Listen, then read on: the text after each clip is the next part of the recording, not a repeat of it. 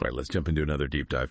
Today we're going to tackle the wild world of European football transfers. Yeah. Focusing in on FC Barcelona and all the drama surrounding the club. And you sent over some really fascinating articles and news pieces on this January transfer window. And things are not looking too good over at Camp Nou. Yeah, it's a really interesting time for Barcelona because, it's not just about winning matches right now. It's about their identity as a top club, and this transfer window isn't just business as usual. This is about their future. Right. Yeah. It's really about survival at this point. Like, are they going to be able to, be this top club going forward? And that's what we're going to look at today. We're going to go beyond just reading the headlines and see just how risky, how uncertain their situation is. Yeah. How's it affecting the players, and can they pull themselves out of this? So the first thing that everyone's talking about is this one strategy. Can you break that down a little? What does that even mean for a club that's used to, spending whatever they need to get the players they want? Yeah. So it's almost like a forced diet. They're used to being able to, go to the buffet and take whatever they want. But with this one, for every player that comes in, a player has to go out. Yeah. They got to balance the books. And it's not just about wages, it's tactical as well. Right. So it's not just a 1-for-1 swap. Like if a defender leaves, they can't just bring in another defender. Exactly. Yeah. Every time someone leaves, there's a hole, and it might be difficult to fill, and then that changes how they play. It could really change everything. And that kind of leads us into, this Dani Olmo situation. I mean, here's a guy who's ready to play. He's committed to Barcelona, but because of registration issues, he can't even get on the field. Yeah.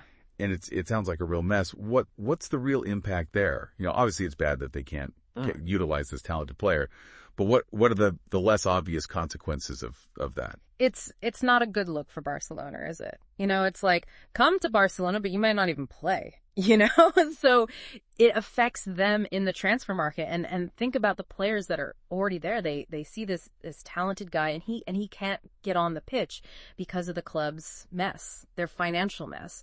So it causes uncertainty and frustration, Yeah, absolutely. So let's talk about these financial rules that are really kind of putting Barcelona in a bind. I think it's kind of a mystery to a lot of people. What are these FFP rules that everyone keeps bringing up? Yeah, so FFP, financial fair play, it's UEFA's attempt to kind of level the playing field in European football. It's basically a salary cap, but it's way more complicated. So clubs have to operate within certain financial limits, making sure that they're not just spending recklessly. And Barcelona, for a bunch of reasons, they haven't followed those rules. And that's why they can't register someone like Olmo, right? Even though he's their player, at least on paper, it's kind of like they're hurting themselves. Yeah, absolutely. I mean, it really shows a lack of planning, doesn't it? If they can't even get the registration right, how are they gonna make good decisions in the transfer market in general? Right. So we've got Olmo, but then there's also the whole Frenkie de Jong situation, and it really is a will he stay or will he go kind of thing. And the articles you sent, they paint a pretty confusing picture. On the one hand, you've got these contract extension talks. On the other hand, you've got all these rumors of other clubs making offers. What do we make of all of that? Well, I mean, De Jong, he's a world-class midfielder, so of course other clubs are going to want him, and these conflicting reports, it suggests that there's a power struggle going on. Barcelona wants to keep him, but they might have to sell him, because of the money situation. And we have to think about, what does De Jong want? Does he want to stay with a club that seems to be, having all these problems, or is he looking for something new? Right, and then on top of that, you've got these contract extensions for Araujo and De Jong that are coming up, and if they're struggling to register players and keep their stars happy, how are they going to strengthen their attack? Because from everything I've read, they desperately need a new striker. Yeah, that's the $1 million question, isn't it? Yeah, it really is a tough spot. They need to improve the team, but they can't, because of money. Yeah. So let's look into this financial puzzle. That's what the articles keep calling it. So what even happened? How'd they get here? Was this like a sudden thing? Yeah. Or was it more of a gradual decline? It's more like, a house slowly sinking. It wasn't just one thing. They've overspent on players for years, and they've paid, huge wages, and honestly there just hasn't been good management, financially, and the pandemic that didn't help, obviously. That hurt clubs all across Europe, but Barcelona was already in a bad spot. Right. And now they're selling VIP seats just to, try and stay afloat. I mean, that sounds really bad. Yeah. So what can they even do? Like, how do they get out of this? Can they actually fix this and become, a financially stable club again? Well, there are some things they could do, but they all have, problems. One option is to sell more assets, like players or stadium naming rights, or even future TV money. But it's kind of like, using one credit card to pay off another. It might work for a little bit, but it's not going to fix problem. So they'd be risking their future to try and survive now. Yeah, exactly. They'd be, trading long-term stability for short-term gain. And another option, this one's a little trickier. They could try to renegotiate player contracts. Could they get their top players to take less money to help the club? I mean, that seems really unlikely, especially now when players have so much power. Yeah, it would take a big change. They'd all have to be on the same page and willing to sacrifice. It's not something we've really seen from them lately, but it's not impossible. I mean, it's happened at other clubs, players taking pay cuts because they want to help. What about finding new investors? Couldn't someone come in with a lot of money and fix a lot of these problems? Well, investment, it sounds good, but it's not that simple. Usually investors, they want something in return. They want to be involved in decisions. And they might push for the club to focus more on, money and less on winning. So they could lose control, and maybe even lose sight of what makes Barcelona. It seems like all these solutions, they have big downsides. Yeah, it's not easy when you're in this much trouble, and it's all happening in front of the media. Oh yeah, that's right. I wanted to talk about that. I mean, the football media, they can be brutal.